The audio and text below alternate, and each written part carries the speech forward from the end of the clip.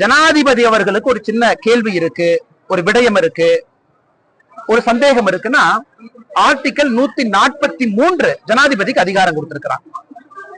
அதன்படி நம்முடைய மாண்புமிகு ஜனாதிபதி திருமதி திரௌபதி முர்மு அம்மா அவர்கள் ஏப்ரல் 8ஆம் தேதி உச்சநீதிமன்றத்தினுடைய தீர்ப்பு, ஆளுநருக்கு அதிகாரம் என்ன இருக்கு, ஒரு சட்டப்பேரவையில் ஒரு தீர்மானம் நிறைவேற்றினா காலக்கெடுவு நிர்ணயித்திருக்கிறார். இதுல ஆளுநருக்கு மட்டும் காலக்கெடுவு நிர்ணயிக்கல, ஜனாதிபதிக்கும் காலக்கெடுவு நிர்ணயித்திருக்கிறார். அதன் அடிப்படையில நம்முடைய ஜனாதிபதி ஆர்டிகல் 143 பயன்படுத்தி 14 கேள்விகளை எழுப்பியிருக்கிறார்.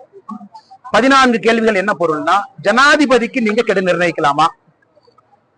அது மட்டும் இல்ல, 13 கேள்விகள்ல உண்மையான அரசியலமைப்பு சட்டத்துல ஆர்டிகல் 200 என்ன சொல்லுது, அதாவது ஆளுநருக்கு அளிக்கப்பட்டிருக்கக்கூடிய தனி அதிகாரம்.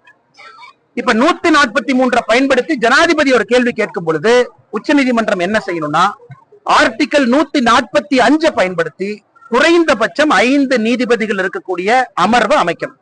5 நீதிபதி இருக்கலாம், 7 நீதிபதி இருக்கலாம், கான்ஸ்டிடியூஷனல் பெஞ்ச்.